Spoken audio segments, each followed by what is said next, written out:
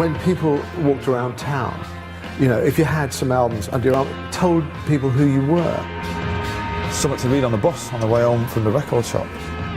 Really a magical moment, you know, you'd rush home and you'd put the music on. You'd have to extract the record, you know, from its sleeve and, you know, place it on the turntable. And the first time you drop a needle on a record, it's 10 points if there's a little bit of skid, and then bump, you know, biting into it as the needle hit the vinyl. And then the music comes in. There's nothing as wonderful as that.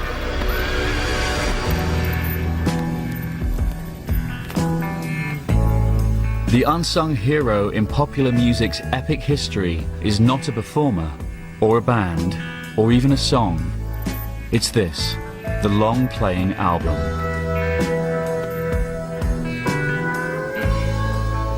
A creative canvas on which musicians could express themselves like never before.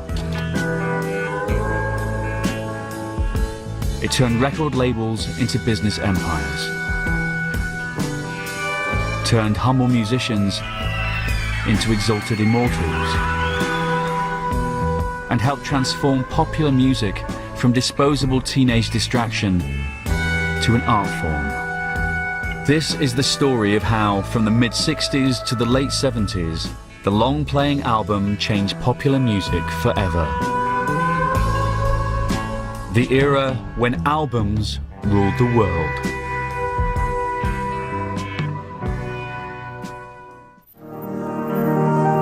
Around 130 grams of vinyl and acetate mix, 1,600 feet of groove, 33 1/3 revolutions per minute. The long-playing vinyl record was unveiled to the world by Columbia Records in 1948.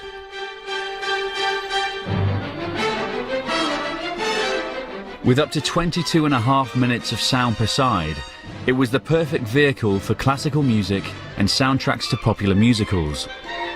It was a product aimed at and bought by adults. I remember a lot of soundtrack albums, you know, if your parents went to see a show or a film, then they'd get West Side Story soundtrack or Oklahoma soundtrack or My Fair Lady. And it was very much, I saw LPs as being part of the grown-up world. Along with soundtracks and classical music, the LP soon became home to easy listening collections and jazz recordings. But while parents listened to their LPs, teenagers were dancing to a different beat. This was rock and roll, preserve of a smaller, cheaper disc. At 45 is just a little guy with a big fat hole in the middle, slips onto this penis. How very phallic, how very sexual. But as the 50s became the 60s, teenagers' disposable income grew, and rock and roll, increasingly called pop music, began to creep onto the grooves of the LP. Many albums of that era, you know, by pop artists, you know, contain, you know, the singles and then, you know, some duff tracks, a few covers, and some filler. The artistic pinnacle, you know, is a hit single as a pop artist, and an album in a way is often seen or very much almost as a kind of cash-in on the single rather than the other way round. The artistic opportunity the LP could provide was still waiting to be discovered. Intellectually, it was fallow. The minds of the young people hadn't really expanded yet. I'm all shook up. But change was in the air. In New York's Greenwich Village, folk music was about to show that the LP could be the canvas for a new kind of musical expression. In the early 1960s, American folk music was enjoying a renaissance. Folk captured the spirit of protest in a society still scarred by racial segregation. Society itself is changing during the early 60s, both technologically and socially. And there's a growing sense that music itself should address some of that. I've seen trouble all my days. Into this scene stepped a 20-year-old Bob Dylan. His 1962 debut was a collection of folk standards. But for his second record, he did something different. Oh, where have you been, my blue-eyed son? He recorded an album almost entirely made up of original songs. my darling young one. That marks a change, and one that's quite noticeable among his peers and general public, that the songs are credited to Bob Dylan. He is the artist behind this album. Here were 13 songs that tackled love, war, peace and race. I ran into him at a party, and he was in a back bedroom playing to some girls, trying to impress some girls, and he played Masters of War and Hard Rain's Gonna Fall, and I was like, what? This is the most powerful thing I'd ever heard. Come, you masters of war, you that build the big guns. Freewheeling was Dylan's statement on the world around him. Bob Dylan was clearly developing the idea of looking at the album as a collection. There was serious thought put into the makeup of what this album was going to be. Sun don't shine above the ground. This was a landmark. This was a new chapter in American music. The answer, my friend, is a blowing in the wind. The answer is blowing in the wind.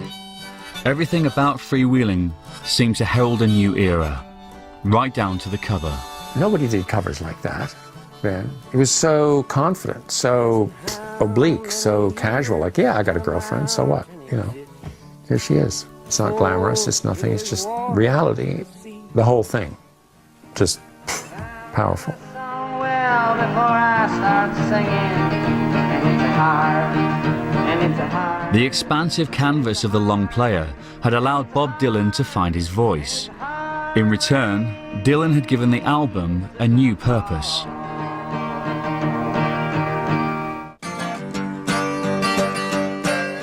While the early albums from British bands like the Rolling Stones, the Beatles and the Kinks were still just collections of pop songs, Dylan's next records would continue to push the boundaries of what an album could be. He pushes that further and further by, introducing 11-minute songs on Highway 61 Revisited, on Desolation Row, and then having, what is one of the very first double albums with Blonde on Blonde, where you have, side-sprawling tracks. And with these albums now charting in the US top 10, Dylan's vision for the album was entering the mainstream. Dylan's career, in a way, provides a blueprint for how artists that follow him want to pursue their careers. They want to, to be able to pursue their own artistic vision, and they want to pursue it on album. In California, this artistic vision was heightened by the addition of a new ingredient.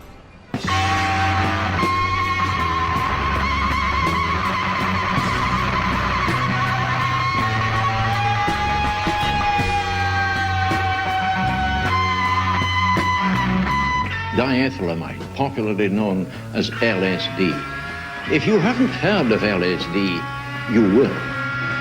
LSD was the catalyst behind a psychedelic subculture that had the album at its core.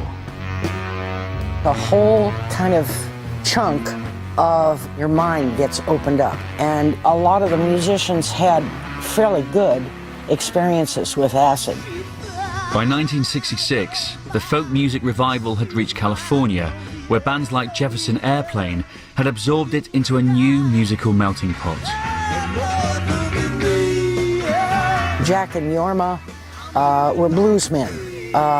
Paul liked outer space, and Marty wrote love songs. And I like folk music. So you got a real smorgasbord of stuff, and I liked it that way. But it was the acid that took the music of the West Coast underground in entirely new directions. You can hear it in the music. The growth of Indian scales, rag-type scales, and feedback sounds, and there's a certain texture of recording which you say, well, I think those people probably took acid at some point or another. LA band The Doors were perhaps the ultimate exponents of this acid-laced psychedelic rock. We said, we're going to make some music that's going to blow their minds. Yes, sir. Break On Through to the Other Side is an LSD song. People think it's about death. Oh, you're going to break on through to death. Is that a death-obsessed song, Ray? I said, no, it's got nothing to do with death. It's got to do with breaking out of the confines of your three-dimensional body. The day destroys the night, night divides the day. We tried to run, we tried to hide, we'll break on through to the other side. Break on through to the other side. Break on through to the other side. Break on. For a band like The Doors, the 3-minute pop song was no longer enough to contain their artistic ambitions. This is the end, beautiful friend. Dig this, man. The end is 11.5 minutes long. You can put that on an LP. There's no more 3 minutes, 3.5 minutes, or you don't have to have 3.5-minute little songs. Birds to set you free. Couldn't have done it without the LP. We exist because the long-playing record existed. The Doors' self-titled debut album hit the US #2 spot in early 1967. Expansive psychedelic rock LPs like this were tailor-made for their tune-in, drop-out audience.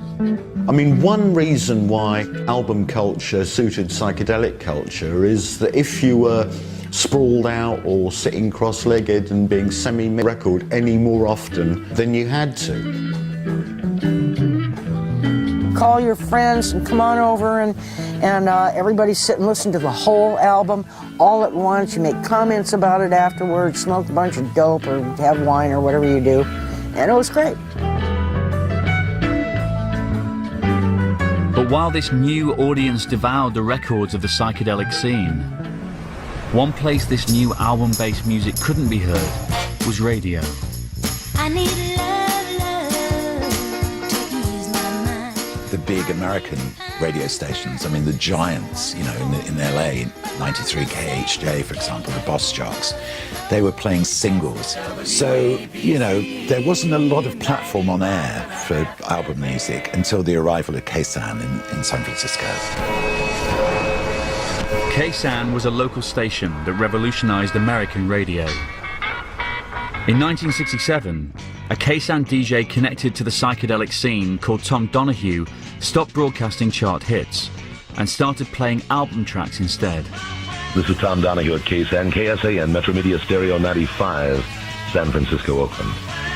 This new format was an instant success.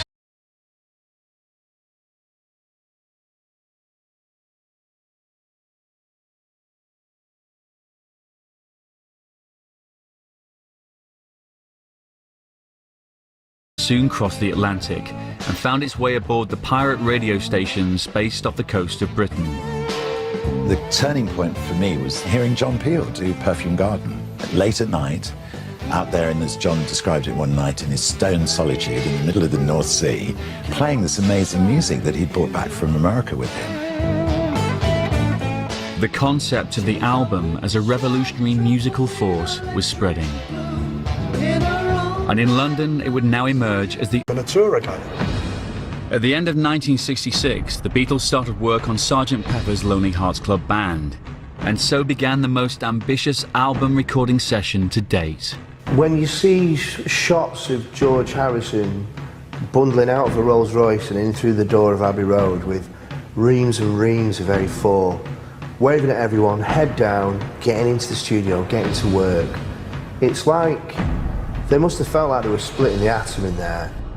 For those inside Abbey Road, it was clear the band wanted this to be a different kind of recording session. John especially was looking for something new, but the things weren't in the studio to create things new, so that was the sort of gauntlet that was thrown down. Analog 4-track studio technology was to be pushed to its limit. Every time we were going to use an instrument, they were fed up with listening to a guitar sounding like a guitar, or a piano sounding like a piano, you know, cowbell sounding like a cowbell. So we did all we could to try and mask those sounds, although, you know, you knew it was a guitar, but it had some sort of quirkiness to it, you know. This intensive approach to recording was another influence picked up from the American psychedelic scene. The idea that it's possible to, you know, really spend time in the studio and experiment and explore. Brian Wilson was doing that with Pet Sounds, and Paul sort of picked that baton up as well. All right, here we go then. We'll send the tape. Are you ready, Richard? Just coming. Marshalling the band was veteran producer George Martin, Okay, Jeff? Yep. All right, here we go. who turned the studio into the LP's final instrument. George was brilliant at that. He was like a schoolmaster and we were the school children, you know. The last tracks on the record were laid down in April 1967. That night set up a monitor mix and there was just the most unbelievable atmosphere.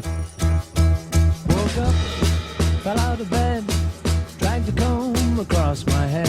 No one had ever heard anything that sounded like that in their lives. It was like going from a square black and white picture into CinemaScope Technicolor.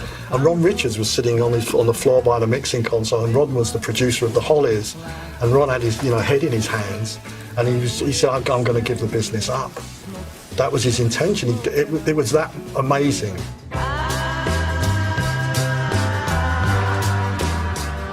What the Beatles had created was arguably the world's first concept album.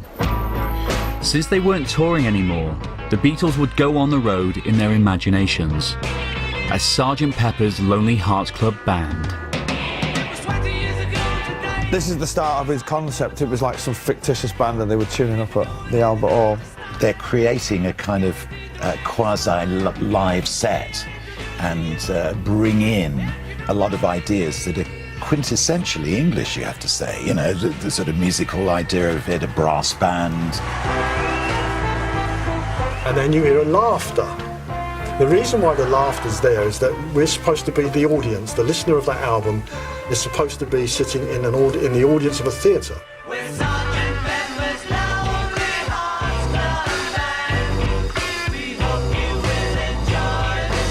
And the way that they flow into each other.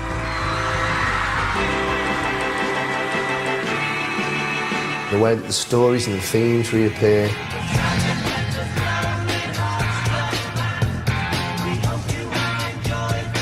There's a cohesive thread that binds all these songs together. The album has a beginning, a middle, and an end. This was a revelation.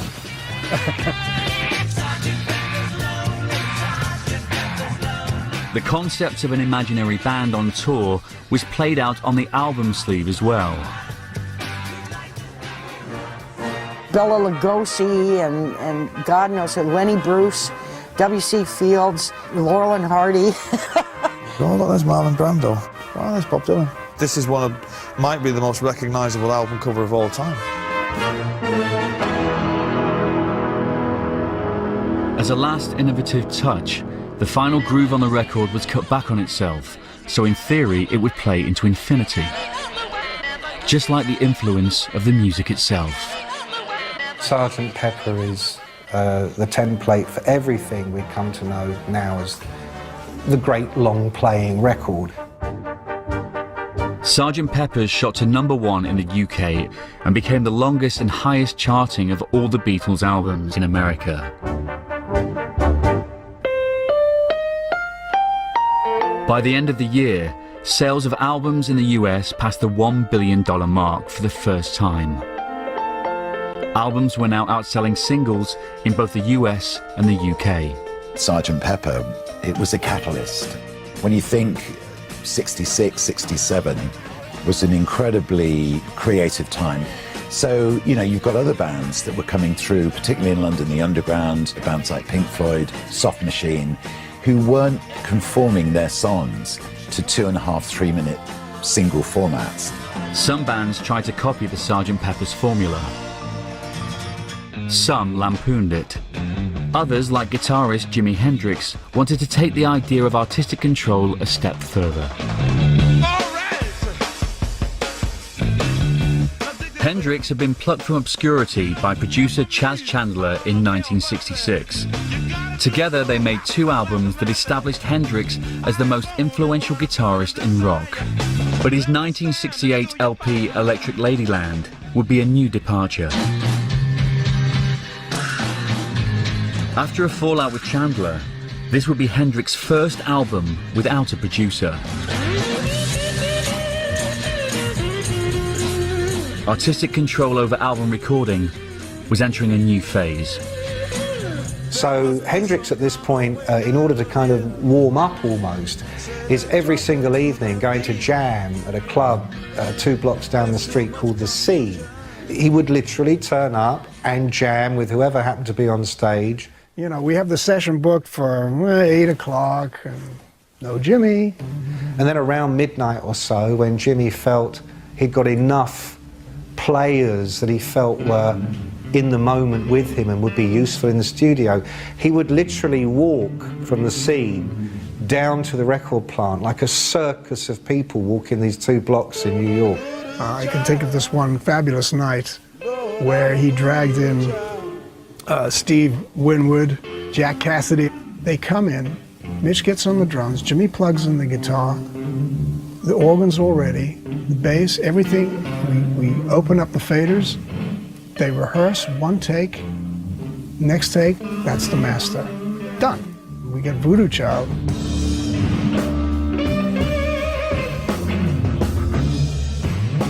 This is where we are now with long-playing records. We're beyond even where the Beatles were, who were more or less 9 to 5 creatures in the studio.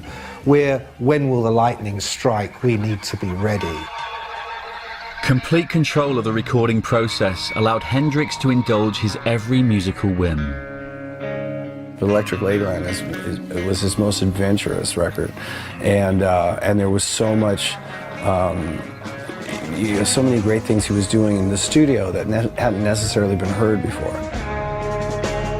The result was tracks of increasing length and complexity, such as the near 14-minute 1983.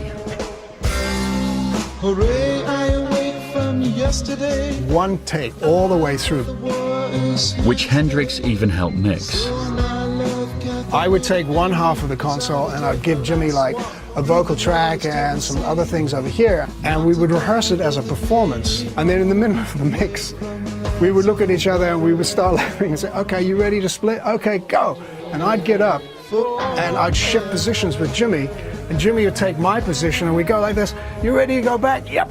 And then we'd bump into each other. He would fall on the floor laughing, I'd fall on the floor laughing, and then the tape would still be running.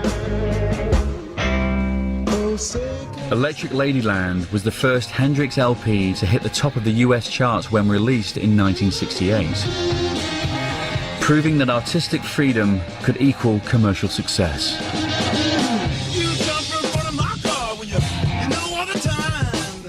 Classic double albums like Electric Ladyland were met with a certain amount of incomprehension by early reviewers. They weren't designed to whack you over the head the first time you heard them and give up all they had to offer on that first hearing. You know, they were designed to gradually sink in, to reveal more detail and subtext as you listen to them over and over again. Increasingly adventurous album tracks from both British and American bands were now dominating the ever more popular FM radio network in America. This album music was becoming a category all of its own, AOR, album-oriented rock. You know, you've got bands who are now maturing and now delivering what was becoming increasingly sophisticated music. Fantastic sort of time for albums to burst through, supported by American radio in the way that they were. You got the Velvet Underground, you had Frank Zappa and the Mothers of Invention, you had Captain Beefheart, you had a whole bunch of stuff that would have been, that wouldn't even have been classified as pop music or rock music just a little while earlier. Ever since I was a young boy, I played the silver ball. In London, The Who, once known as a singles band, released a double album called Tommy. Its writer, Pete Townsend, proclaimed it a rock opera.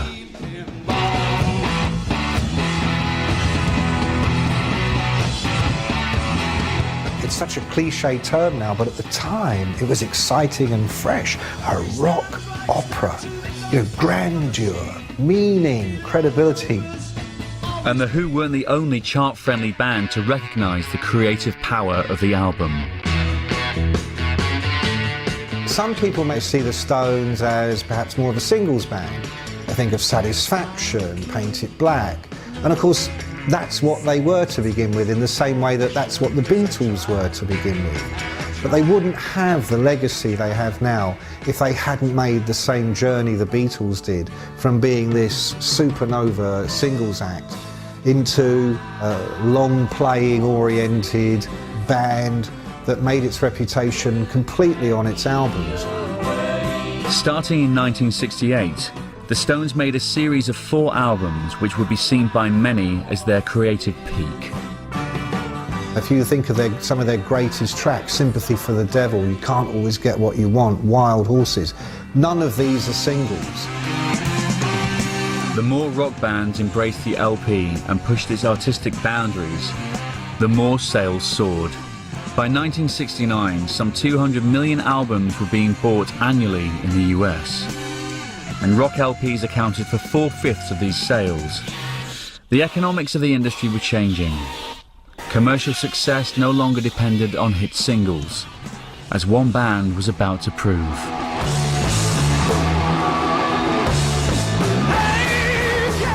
With a harder-edged, raucous rock sound, Led Zeppelin hit the top of the US and UK charts with their 1969 debut album.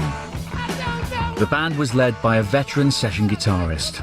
We're talking about a guy, Jimmy Page, who played on something like 60% of every hit single made in London over the previous 5 years. Led Zeppelin were Page's way out from a career of playing on other people's hit singles. The whole idea is for Jimmy Page to do everything he'd never done before. Not make music to the clock, not make hits. When work finished on the band's second album later in 1969, Page sent Zeppelin's manager Peter Grant with an ultimatum to Atlantic Records. No singles were to be released, not even the surefire hit Whole Lotta Love. Peter, in his air of threat about him, he said, no singles. And everybody looked in astonishment. The record company, understandably, utterly baffled. Here's this hit in the making, we can't release it. But Carson wasn't about to be told what to do, even by Peter Grant and Led Zeppelin. I decided that there should be a single, right? I did that, and I put a single out. I put an edited version of Whole Lotta Love out and incurred the total wrath of Jimmy Page and Peter Grant, and was immediately forced to withdraw the whole damn lot. I think the number was something like 3,000 went to Manchester before I could stop them going there.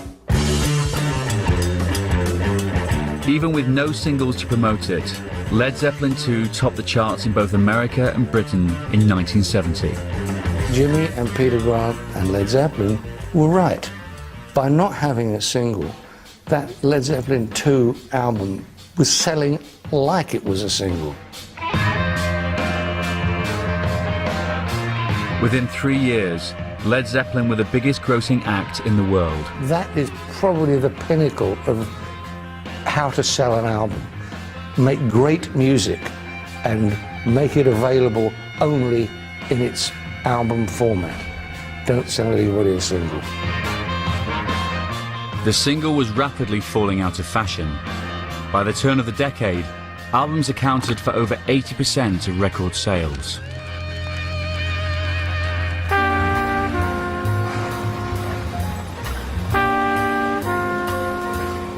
But while the rock album was on the crest of a wave, other musical forms were suffering. The popularity of jazz had been declining for years. Not even one of the most celebrated jazz musicians of all time was immune. Miles Davis, a long-time Columbia Records artist. You know, he came to me, didn't miss words. He says, these fucking young, long-haired white kids, they're stealing my rip. He said, how come I'm selling 70,000 and they're selling 1 million, 2 million albums? With Columbia riding high on sales of rock LPs, Clive Davis knew better than anyone where the album buying market was. Rock fans. I might say, Miles, you know, you're playing in small jazz clubs. I said, you've got to get out. where the young people are. You're going to be impressed with what you hear. Somehow it's going to influence your music. And moreover, you're going to have an audience that just doesn't go to your jazz clubs. So for his next project, Miles Davis took a whole new approach to the jazz LP. At this particular moment, you suddenly get Miles Davis dropping the suit and tie, dropping the super jazz cool, suddenly dressing like Jimi Hendrix. Big shades, robes, and suddenly he makes this extraordinary album called Bitches Brew. The double album Bitches Brew was released in 1970 with a cover from artist Marty Clarvine, whose work had adorned Jimi Hendrix LPs.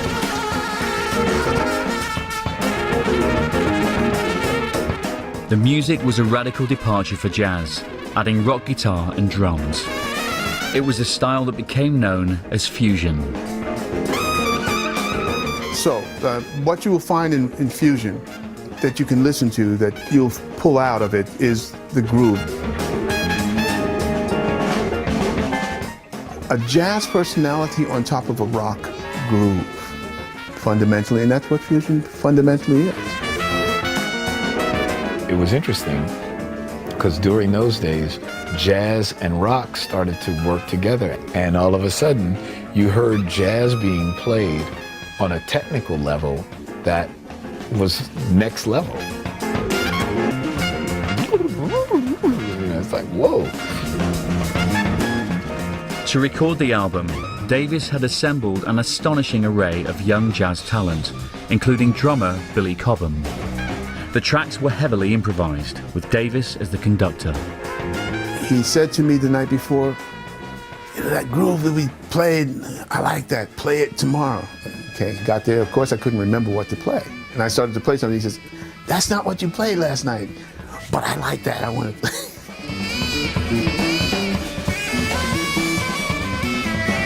Bitches Brew changed everything for Davis. Hardcore jazz fans were outraged by this new direction. But Davis was now playing to rock fans at the Isle of Wight Festival in 1970. Is this a jazz festival? No. Is this a pop festival? Absolutely not. This is a rock, long playing, freak out, far out, join in, trip out, go on your journey festival. Davis tapped into this vast rock audience, scoring his first gold record on one of the best-selling jazz albums ever. The musicians from Bitches Brew would go on to form bands like Mahavishnu Orchestra, Weather Report and Return to Forever, whose LPs would cement fusion as jazz's dominant direction for the 1970s.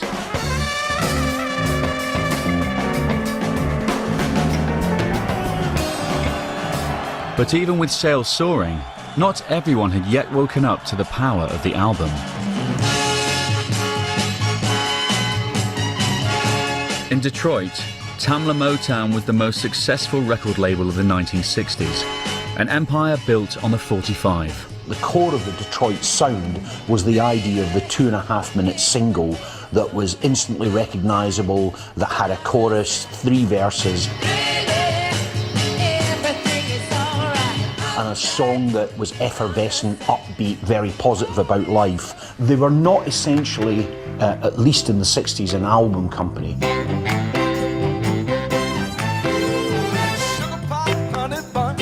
As the 70s dawned, Motown owner Berry Gordy remained committed to the label's hit factory formula. He imagined that he had a better sense of what made a hit record than any members of his staff. This often led to a kind of rancorous relationship with the producers and sometimes with the singers and musicians. One of these singers was about to launch Motown into the album era. Marvin Gaye was known as the Prince of Motown, the epitome of the label's chart-friendly sound. But his relationship with his label was becoming fraught. He felt that the company was essentially constraining him in all sorts of different ways. He always felt that Berry Gordy was denying him being the full Marvin Gaye. You know, this is a guy who really didn't want the restrictions of Motown on him. It was a hit factory, and all of a sudden these artists wanted to grow. Following the death of singing partner Tammy Terrell, Gaye had become disillusioned with his pop career and increasingly concerned with Detroit's social problems.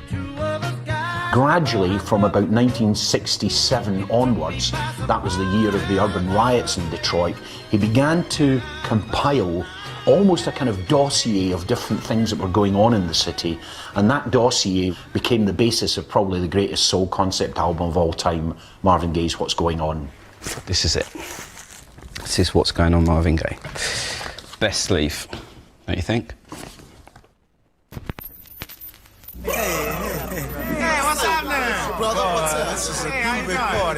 In 1970, under Berry Gordy's radar, Gaye had begun work on some new material. Not hit singles, but an album, and a radical new direction for Motown.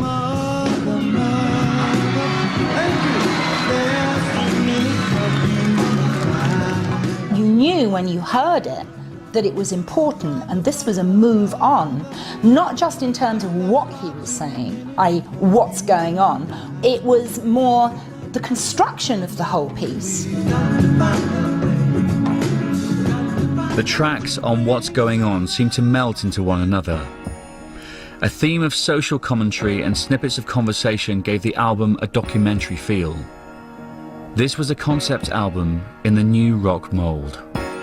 It was probably like the early days of rock and roll where bands like the Stones and the Beatles were basically emulating their blues gospel idols from America.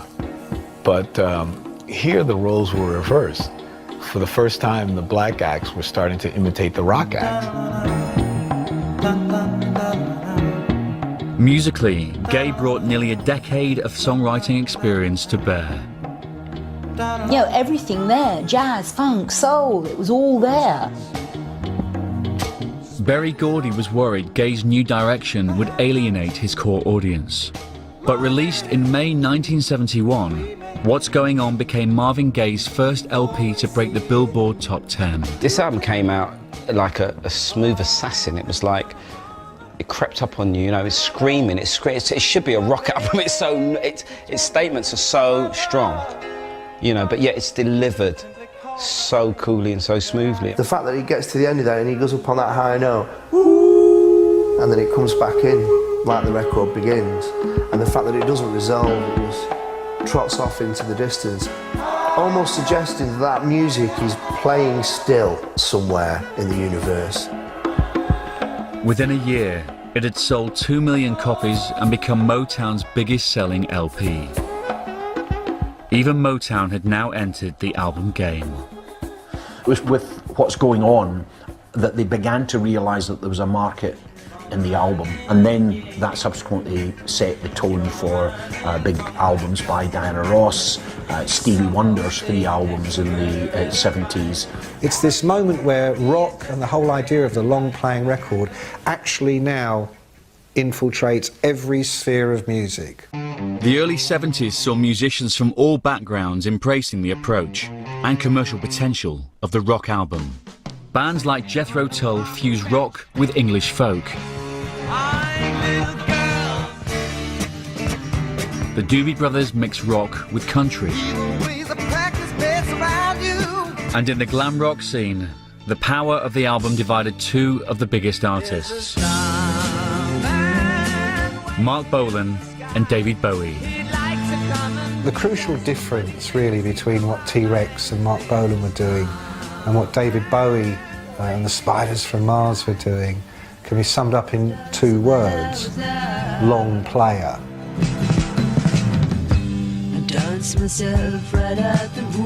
Bolan was a glam rock pioneer, but it was the single, not the album, that was his focus. I think Mark Bolan and David Bowie always had different goals.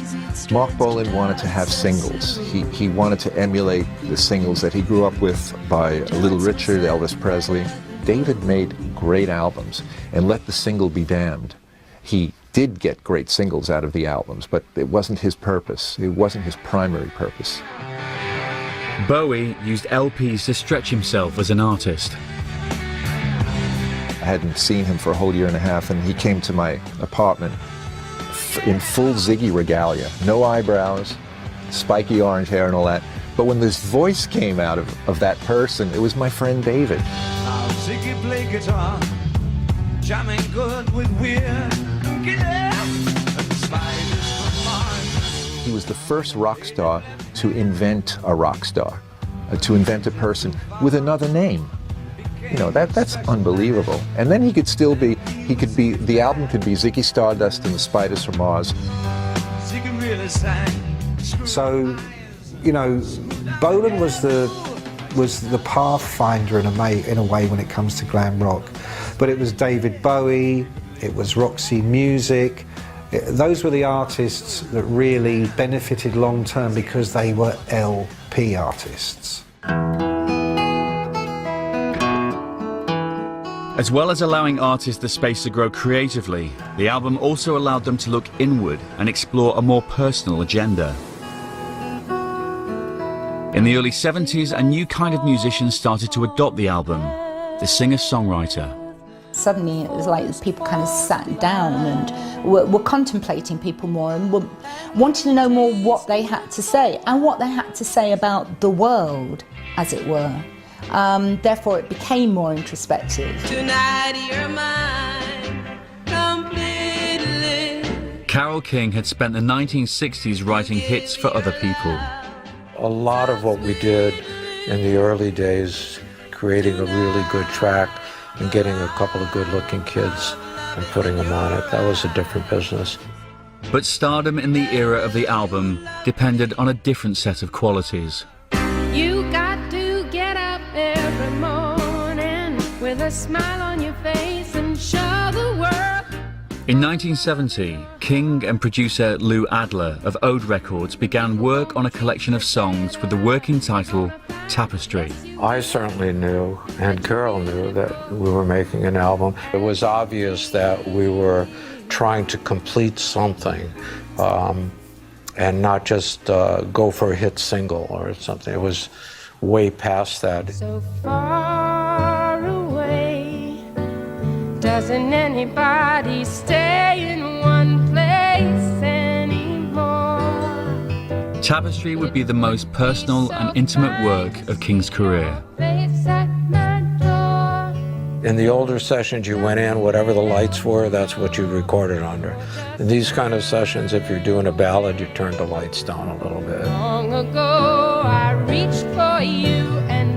When I describe what Tapestry means to me, I always describe it as it's the musical equivalent of your big sister or your big brother putting the kettle on when you're having a really bad time and they're like, come over here, come on, we'll sort it out, we'll have a cup of tea, we'll fix the world.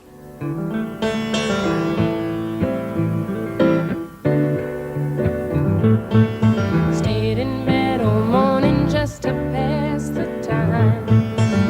There's something wrong here, there can be no denying. One of us is changing, or maybe we just stop trying. The final running order of Tapestry was a masterclass in one of the secrets of a great album, sequencing. I must have spent 2 weeks or more on the sequence of Tapestry. Coming out of the right chord into the right chord of the next song so that you don't, abruptly shake somebody. Not only shake them, but musically shake them. The transition from So Far Away to It's Too Late was a classic example of Adler's sequence. What I really like is you're getting from this chord, it's a fade out actually, so we don't get a proper ending on So Far Away, but it sets you up nicely for that move to the A minor 7 there. Because that chord's there again. So there's this really nice harmonic relationship. They're in different keys, but they're echoing the song that's come before.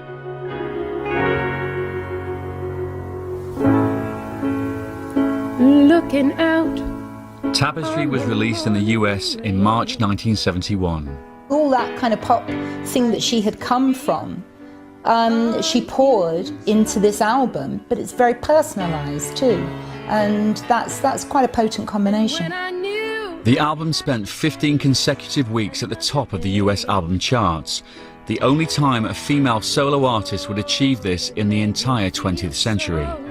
No solo album would outsell it until Thriller, over a decade later. Tapestry was confirmation that the era of the album encouraged a new kind of star. Carol and I won 5 Grammys that year, the most by a female artist at that time. We won Best Album of the Year and Song of the Year and Single of the Year. So that, it validated Carole King as an artist.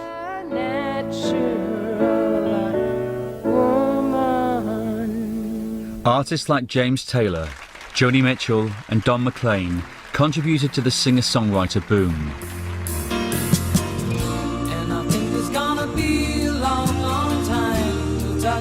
Britain's answer was Elton John, who scored 7 consecutive #1 LPs in the US in the early 70s. Only the Beatles ever surpassed this feat. But in contrast to the intimate, stripped-back style of the singer-songwriters, other musicians were using the LP to create ever more elaborate musical landscapes. This was progressive rock. In a strange way, we were musical scientists. We had lots of ingredients of different instruments around us, and we had lots of different kinds of musical knowledge. And I didn't want to play 3 chords and just sort of do blues solos and things. I wanted to go to different levels and fuse music and put things together. The most popular album band on the Billboard charts for 1972 was a prog band, Yes. Yes, music was convoluted as it was excellent. Songs often spanned entire sides of vinyl. Double albums became triple albums. Such grandiose music required similarly creative sleeve design. Yes found their visual identity through artist Roger Dean. I never tried to paint music. What I was looking for in the imagery was something that would stop people, make them think, and have something that was from the same source as the music, rather than an image of the music. That was desperately important to us, desperately important, because the cover was as important as to what was inside. I mean, they say you tell a book by its cover, you can also tell a vinyl by its cover.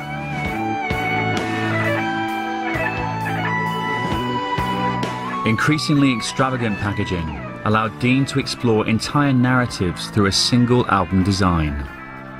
When we did the Yes Songs album, it was a great opportunity to tell the story because it was a triple album with a booklet. Landing on a new planet, life restarting, and humans and cities coming about.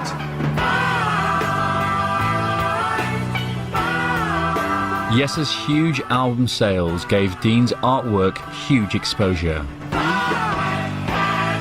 We did sell an enormous number of posters and calendars and books. I've looked at figures ranging from 60 to 100 million, so it's a lot of pieces. But iconic sleeves and progressive sounds didn't only meet in the world of rock. The albums of the Parliament Funkadelic Collective created a funk universe, every bit as creative as prog. It was the most insane, ridiculous, creative, ludicrous band collective of all time, Parliament Funkadelic. Just the most genius insanity that music has ever produced. Bands like Parliament Funkadelic, they were much more like the R&B, soul, funk versions of like the Grateful Dead. Band leader George Clinton's clash of psychedelic rock, soul and funk met its match with the album artwork of Pedro Bell, It's Afrocentric, it's mad, it's kind of got satanic qualities to it, it's challenging all sorts of different things. I mean, just look at the breasts of this weird-looking woman here. One's a map of the world, the other's a musical turntable in the end of her nipples. I think it's just very hard not to like a record which, on the sleeve, it describes the record company as vinyl bin banglers, and where the bass musicians are called bass thumpasaurians. Cosmic slop, no compute, trash a go-go, march to the witch's castle, the nappy dugout, and two skeletons having sex in the corner. Excellent. For the 70s music fan, the album sleeve became a symbol of their identity. It actually summed up a lifestyle. You know, when people walked around town, you know, if you had some albums under your arm, it told people who you were. If you walked into somebody's house and there was racks and racks and racks of album covers, you know, and it's a bit like going into somebody's library and you look to see what books they read to kind of ascertain what kind of person they are. Well, the same thing happened with the album cover. Of all the iconic images on 70s album sleeves, one above all appeared to define the era.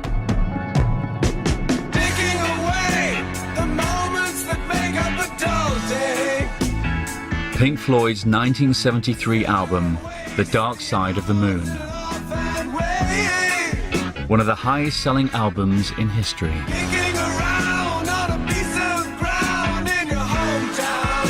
When I was growing up as a child in the kind of late 70s and early 80s, it was a commonly held belief that there was a factory somewhere in Germany which only pressed copies of Dark Side of the Moon. It just seemed convincingly true because practically every household, every parent's household had a copy of Dark Side of the Moon. You could not avoid that record. The Dark Side of the Moon would sell some 40 million copies in its lifetime. Yet it was released with a stark sleeve design with no mention or photo of the band. The cover art was the brainchild of the Hypnosis design agency. Hypnosis never worked for record companies.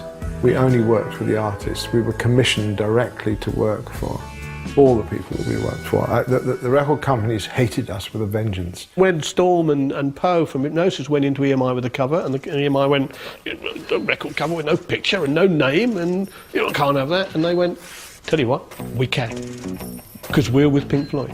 That's what they want, that's what they're having, and that's what you're doing. At no point when you're flicking through the racks in a record shop, unless you knew what that was, you would not know that's Pink Floyd. The themes on Dark Side were uncompromisingly adult.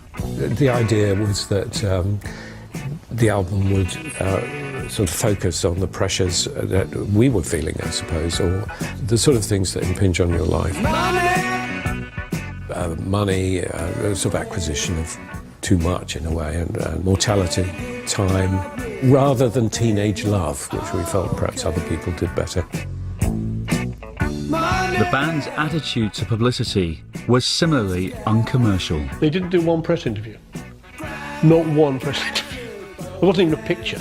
Because why would you bring a picture of someone you haven't interviewed? You know, I mean, and you weren't going to reproduce a picture of their covers. Because they weren't on the cover. So, you know, but it didn't do them any harm. It was just extraordinary that they got away with it in a way. I think at the time we were being a bit grand and felt that we didn't really want to be too involved in the sort of promotion that the record company were doing. I think there was a playback at the Planetarium, and I think we decided that we weren't going to turn up for this.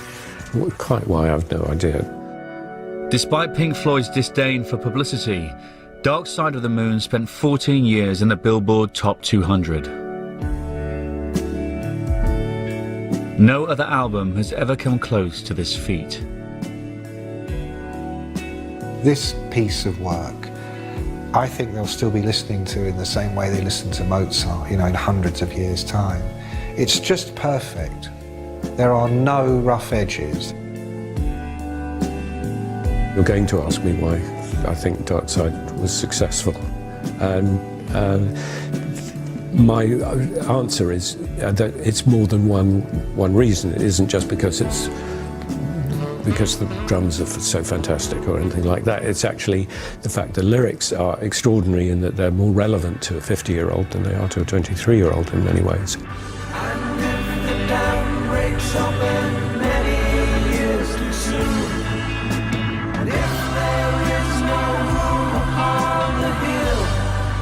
Dark Side turned Pink Floyd into one of the biggest bands in the world. But an album was now capable of even more than that. I'll see you on the dark side of the moon. In 1973, the first release from a start-up independent label called Virgin Records was delivered to be cut to vinyl.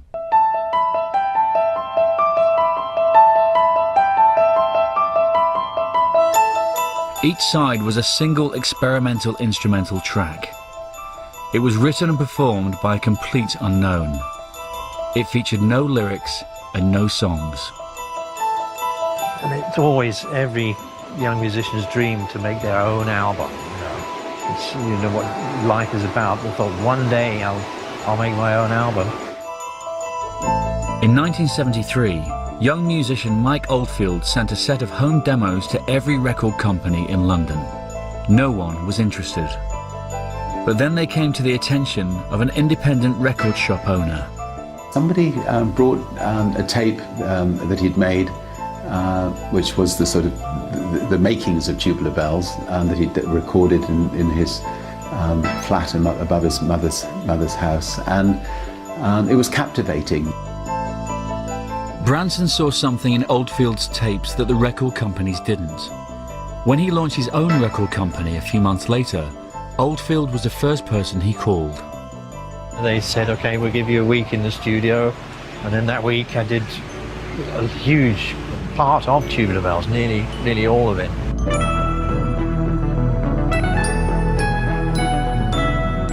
Oldfield played almost every instrument on the record and composed all the music. It would be a long, difficult job. It would take me quite some time. The studio was a big thing, cost hundreds of pounds or hundreds of dollars per hour. So to be allowed free reign of a studio was quite a special thing. The album was released in May 1973. Richard Branson arranged a live television recital to promote it, but Oldfield was less keen. I finished the album and I was pretty exhausted, and then they came to me and said, all right, now you've got to do all that again, but live. Oldfield's mesmerizing instrumental had been meticulously constructed in the studio. He hadn't considered the complications of performing it live. Oh, I think we counted the ones, over 18 or 1900 overdubs on Tubular Bells. And I had to work out how to translate that studio production into a live concert, and it was exhausting. On the way there, he said to me, I'm afraid I just can't do it. I just can't face it. I'd got a very old Bentley, which cost about £300, which my parents had given me for a wedding present. And I was driving him there in it. And I pulled in and I said to Mike, look, if you can overcome your psychological problems, the keys are yours. And Mike sort of sat there for about 5 seconds and said, I think I'm feeling slightly better.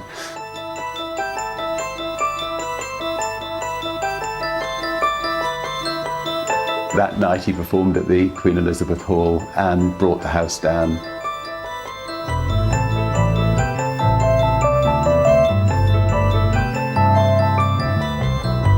It was absolutely, breathtaking. I mean, standing ovation for I don't know, 20 minutes at the end.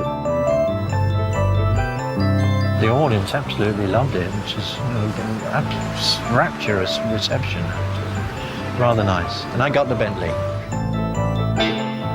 Tubular Bells has sold 18 million copies worldwide and spent nearly 300 weeks in the charts. It was the album upon which Richard Branson built his empire. Obviously, Tubular Bells, made an enormous difference, and it really kicked off our record company. By the end of 1974, in America, more money was being spent on records than movies or sports. and the major record labels were joining the ranks of the corporate elite. By the early 70s, most of the record companies have interests in lots of areas. RCA, home for David Bowie during the 1970s, a fantastic stream of albums he produced, also owns the Hertz rental car company. MCA has Universal Studios, and with companies themselves thinking big, you get equally the promotion of artists who are kind of mega stars during this period. People like Elton John, for instance, Captain Fantastic and the Brown Dirt Cowboy, selling something like 1.3 million copies within its first 4 days of sales. So, huge budgets are then bequeathed to those stars because, they're seen as surefire bets. In 1975, Queen began recording their 4th album, A Night at the Opera. At the time, it would be the most expensive album ever made. It was painstaking. We were using sort of 4 studios at once at one point, and there'd be a different member in each studio doing different things. Speeding and stopping the machines and slowing them down and speeding them up again and recording that. It seemed to take forever, actually.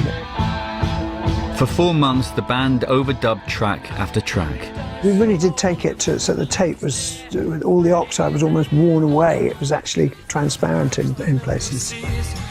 The result was a sprawling, diverse album which indulged the band's influences from music hall to opera. I see a little silhouette of a man. Scaramouche, Scaramouche, will you do the fandango? We were sort of almost showing off what we could achieve in the studio. Oh yeah, but making records in the 70s was a lot of fun. You usually own the studio, like you'd block book it. You would live in that studio for 2 months. You'd have ping pong tables, pool tables, dartboards. The record company's role was simply to write the check. So yeah, the idea of anyone going to a Queen album session and discussing the merits of the songs with Freddie Mercury and Brian was pretty unlikely. They knew what they were doing. But investment in these headline artists didn't tell the whole mid-70s story. In 1973, Arab nations had declared an oil embargo, and the price of oil, a key substance in the manufacture of vinyl, had quadrupled. There's a shortage of PVC vinyl, the oil offshoot that records are made from. The price has shot up £60 in 3 months to £210 a tonne. With vinyl costs soaring, record companies turned to cheap solutions to balance the books. Best of albums and greatest hits compilations and cheapy chart compilations become a kind of mainstay of the record company's revenue stream. When I was at EMI, we started doing 20 Golden Greats, which was an enormous income earner for EMI at a time when we struggled in the mid-70s. You paid no recording costs. You just basically compiled it and you made an ad. That kept the books balanced. Best of albums by the Carpenters, the Stylistics, and ABBA were the UK's highest sellers in 74, 75 and 76. And in the huge rock market, there was another way to package collections of hits cheaply: the live album. It's better than a greatest hits because the greatest hits were kind of like for the part-timers or the non-serious fans, the here today, gone later today crowd. Live albums, though, had their cake and ate it all up. You had all the hits, but done in a new, unfamiliar style. It was easy as pie to make a live album. You would just show up with a truck that had a 16-track recorder in it, set up the mics, take a feed off the stage mics, and labels were thrilled that a live album took relatively nothing to produce, and you could still get millions of sales. It was an LP recorded in 1975 that showed just what a cash cow the live album could be. British guitarist Peter Frampton had released 4 studio albums, none of which had even scratched the US top 20. For his first live album, he took to the stage at San Francisco's Winterland Arena. It was 7,000 people, in Winterland, and when we walked out, got this huge ovation. And because of that, I think we forgot that we were recording, and the audience just brought it something to the show, and we just did one hell of a show that night. The recording of a live LP was the reverse of the often lengthy, complex sessions of a studio album. I remember standing at the back of the control room, leaning up against the wall, and Ray just he said, I'm not going to do a mix, I'm just going to put all the faders up. He said, check this out. And I don't remember what he played first. I just remember us all going, and just the energy that we'd captured from that. It was just quite special. The mix of Frampton's best material, his rapport with the audience, and the instantly recognisable talkbox was a smash hit.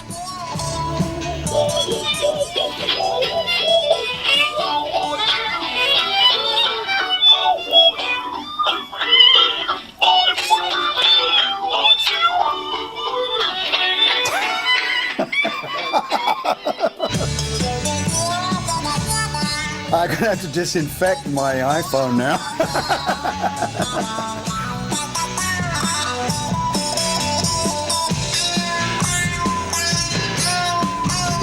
The album became the biggest selling record of 1976 in America and the biggest selling live rock album of all time. You couldn't go in anyone's car, anyone's house, or walking down the street. You heard Comes Alive coming from somewhere, you know?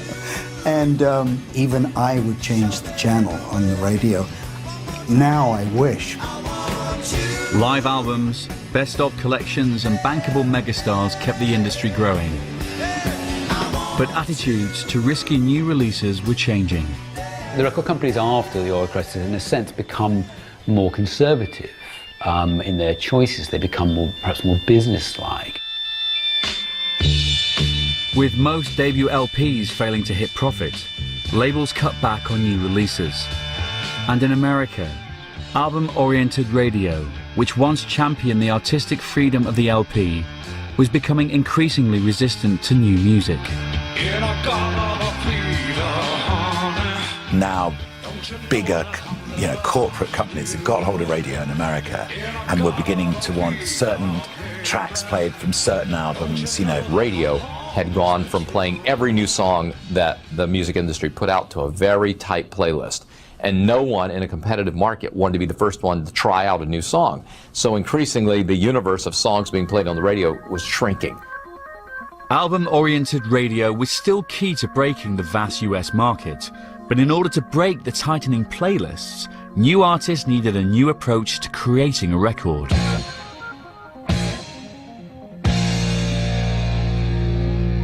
In the early 70s, Tom Scholz was an engineering graduate and wannabe rock star in search of a record deal. I realized somewhere around 1973 or 74 that the only way I was going to get a chance to have my music heard was if I could find a way to get it on the radio. Scholz built a studio in his basement where he set about creating songs that could break US radio. From that point on, I was pretty much independent. I could play every single part, and I not only didn't need anybody else, I really had learned the hard way that the only way that I was going to be successful is if I did everything the way I heard it. Scholz used his engineering know-how to produce a sophisticated, radio-friendly sound. This was no rough and ready demo. Every guitar note, every melody, every vocal was thoroughly produced. More Than a Feeling is a sensational track. He was a brilliant, brilliant producer. The vocals are panned a little bit towards the center to give more phasing on the line on purpose.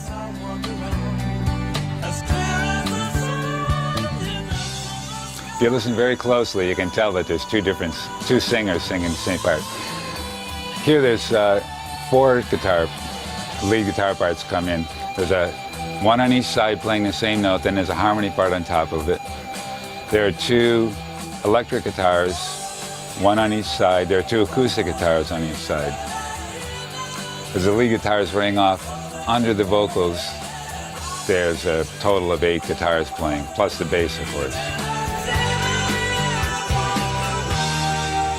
Schultz's sound caught the ear of producer John Boylan. I remember taking the 2-track tape and flying to New York with it and playing it at the singles meeting in New York for Ronald Luxemburg and the entire Epic staff, and they went nuts. And I knew that something was going to happen with this record right then and there. Boylan persuaded Epic Records to sign Schultz and vocalist Brad Delp under the name Boston, and the debut album was released in the summer of 1976. A band was assembled to perform the music, and just weeks after More Than a Feeling was played on FM radio, Boston played their first gig. I guess they could have accommodated something like 1,000 people in the stands. There was a riot. 3,000 people showed up. They broke down the fence. The promoter was arrested. It was the most exciting show of all time. More Than a Feeling helped turn Boston's album into one of the biggest selling debut albums in history. And not only that, it heralded a whole new style of rock music. I would say Boston was the first album of a certain genre, and that genre was continued on by acts like Journey and Styx and Kansas and other artists that had a sonic signature, you know, that sounded great on the radio, that were definitely rock, but also melodic and also had a lot of other things going for it than just a plain ahead rhythm and blues kind of rooted rock and roll. The kind of music that was dominating American FM radio began to change. AOR was no longer album-oriented rock. In the 70s, it did become adult-oriented rock, and there's I think a simple reason, is that the audience became adults. Let's face it, they weren't going to be teenagers and college kids forever. Album-oriented rock became adult-oriented rock only because the audience became adults. Of course, the downside of groups like Foreigner, Journey, REO Speedwagon was that we now had the formula. You know, we now had the rules, the map. We could build it in the laboratory. A little bit of Zepp, a little bit of Beatles, a little bit of this and that, and we could come up with this really beautiful anthem that'll sound perfect on FM radio in America. So a lot of these records are fantastically well crafted, but they're kind of sealed hermetically. There's no air in them, there's no life, they don't breathe. Welcome to the Hotel California. Polished melodic rock was becoming a feature of the American charts. In 1977, the Eagles' Hotel California was knocked off the #1 spot by the biggest selling album of the year, Fleetwood Mac's Rumours. An album like Rumours, for instance, manages to combine the kind of rhythmic, catchy element of kind of rock and roll with something that's slick and smooth.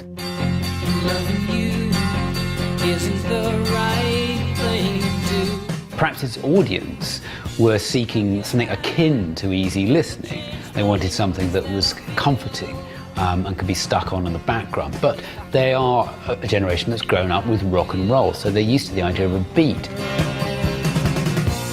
Everyone of a certain age probably has a copy of Rumours. It became part of the furniture of being an adult in the 1970s. But it wasn't just the album buyer that was growing up. It was musicians too. The British prog artists, famous for pushing the envelope of the album in the early 70s, were now increasingly accused of indulgence. I think progressive music started with every good intention, you know, and it started in the way we've been describing of you know, pushing out, let's experiment, let's see how far we can go, let's introduce lots of other different elements into it, you know. And I remember my turning point with all of this came watching Yes at Madison Square Garden,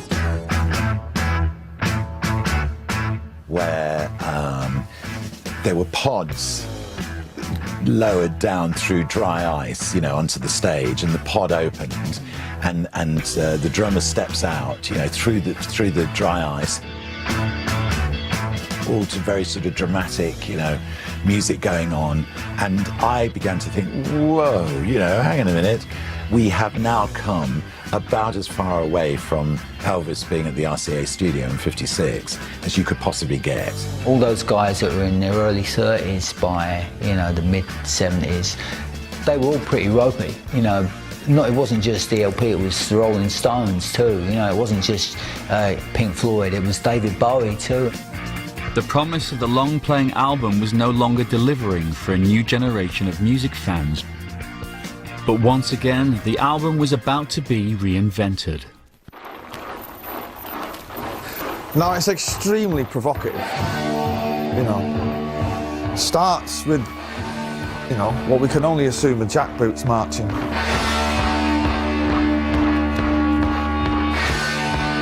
And the time. At that point, though, it's all over. Everything that's gone before that is now redeemed fucking irrelevant as soon as he starts anti-singing. I don't want a holiday in the sun. I want to go to the New Bell Sun. I want to see some history. In 1977, the Sex Pistols released their debut album, Never Mind the Bollocks. Punk, in a sense, defined itself against hippie. Whatever hippies did, punks did the opposite. Hippies play long instrumental solos, punks play short solos or no solos at all. Hippies make conceptual thematic double albums, punks make short singles. It was designed specifically to be whatever the hippies didn't do.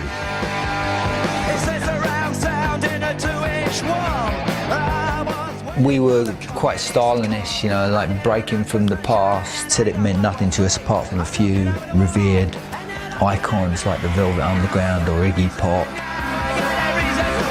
Never Mind the Bollocks brought a new way of thinking to the LP. Short songs, no sleeve notes, and stripped down production.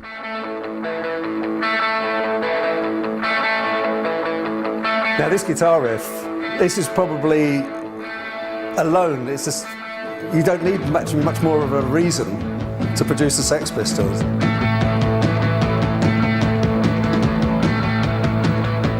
It's one of the first things you learn when you pick up the electric guitar, is that riff.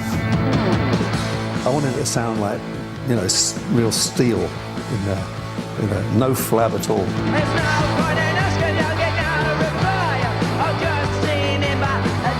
Just two musicians played almost all the music on the record. Drummer Paul Cook and guitarist Steve Jones, who also played the bass parts. He just played exactly the same thing on the bass guitar as he played on the guitar. He just followed the root note, one octave down. You got a perfect harmonic sequence of bump an octave and then a fifth and an octave, and that's where the power came from. And we don't care. The more you look at it, it's got the word sex and bollocks on it, and it might be the most provocative piece of art, popular art, ever.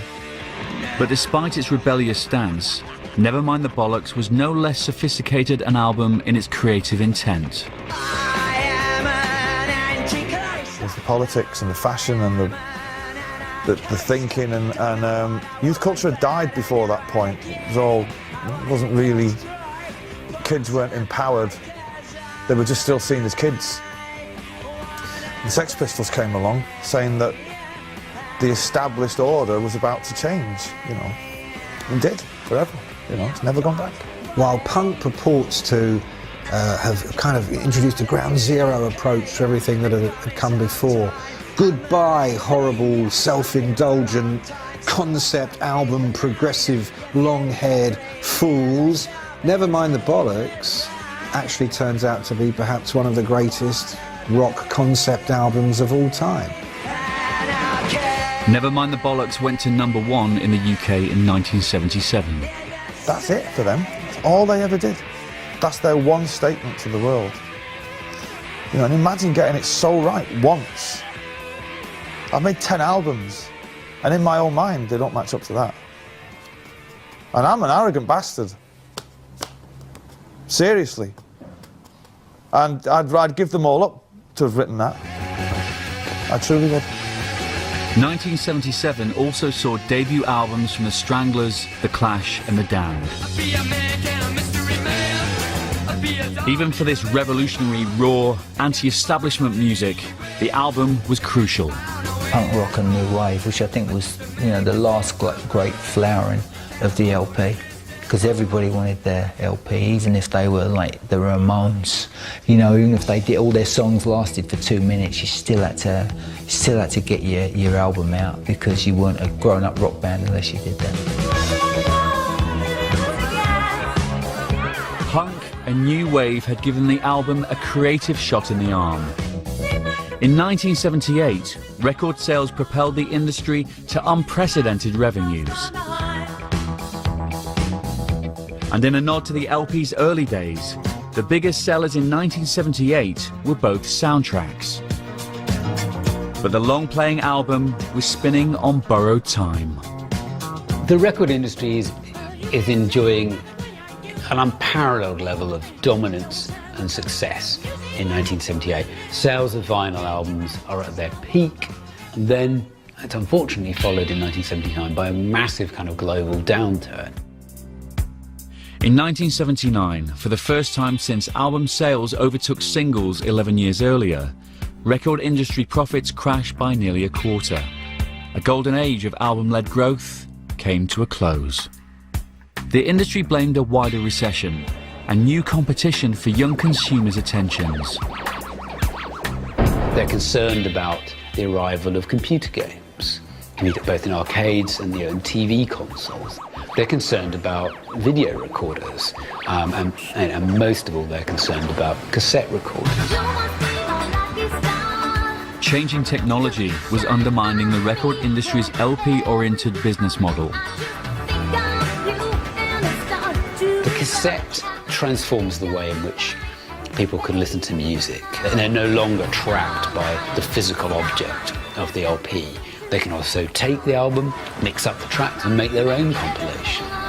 So it brings a completely different experience of listening into the equation of the album, one that reduces the album's kind of monolithic presence in kind of youth culture during that period and beyond. As sales of LPs continued to struggle into the early 80s, a new way of selling music and a new canvas for artists' creativity was about to emerge.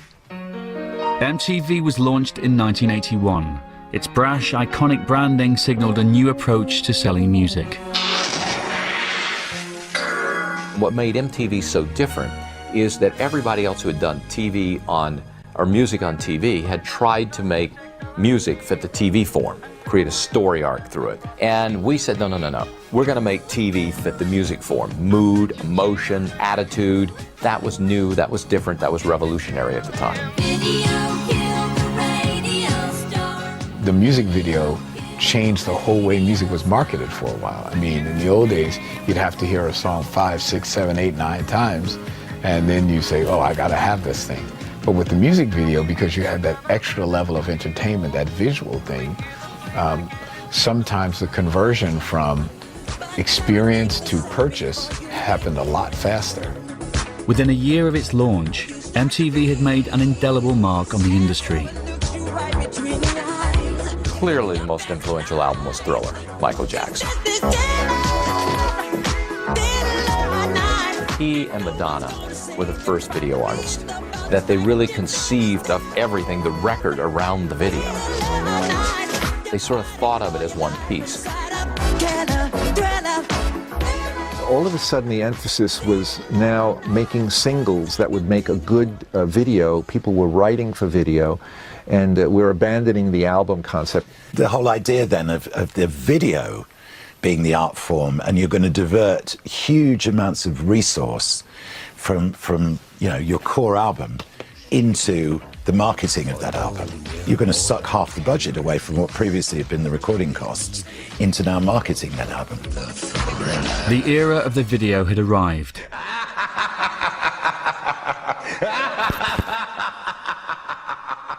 The long-playing album would never again be the driving force of the music industry. But even long after the needle lifted from its golden age, its influence lives on. I consider myself extremely fortunate to have been in the music business in what I think will be looked back on as a golden era, and that is the vinyl era. I think was the most productive, the most musical, and the most forward-thinking era in the entire 140 years of the music industry. Things like, Pink Floyd, Dark Side of the Moon, would never have been able to exist without the LP, and so there were beautiful albums produced that only would work in LP form. It's like sitting by an old fire, a crackly piece of vinyl. There's something really comforting about it. You could sit there over a lovely cup of tea and you could have people round to listen to it. It wasn't just this experience that happened in your ears only. Every single time you listen to the record, you got to do the same thing. Handle it with care, put your finger in the middle, keep it balanced, put it on the platter, do that. You can't just casually throw it and hope that it's going. You got to do the same ritual, that preparatory ritual before you sit back and go. That was like a gift to yourself or a gift to somebody else. And it was a magical experience. Yeah, my favourite quote from any rock star is Ray Davies of the Kinks said that when he looks at someone's LP collection, he always feels like weeping because it's like looking into their soul. And anybody that collected LPs in that golden age can understand that. The record collection was really the art collection of the ordinary man, of the working man or woman, and it's only now as they slip into history that we see their real beauty and their real power.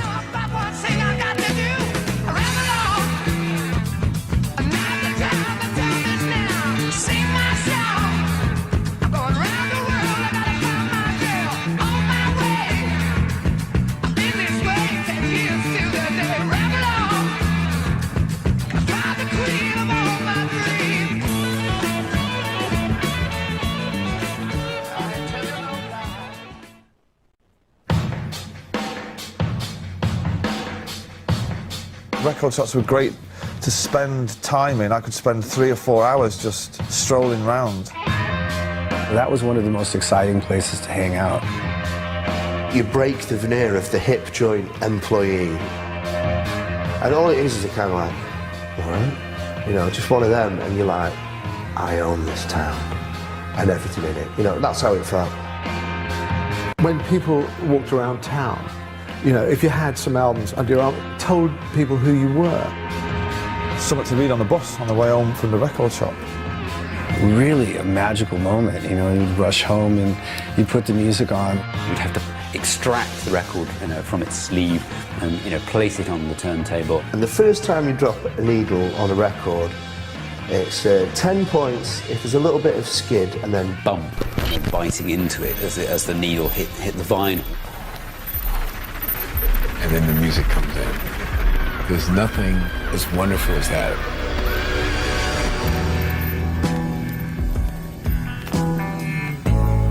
The unsung hero in popular music's epic history is not a performer, or a band, or even a song. It's this, the long-playing album.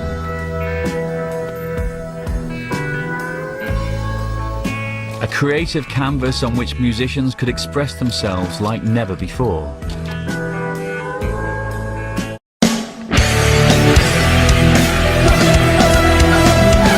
Desde Jujuy, Argentina.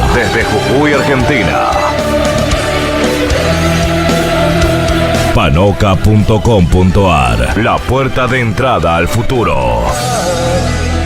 Panoca Rock.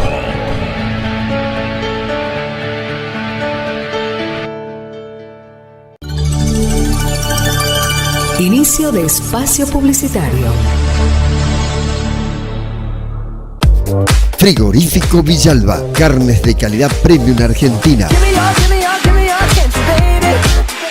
cortes vacunos, variedad en milanesas, embutidos, achuras, carnes rojas y blancas, cerdo, todo para el locro.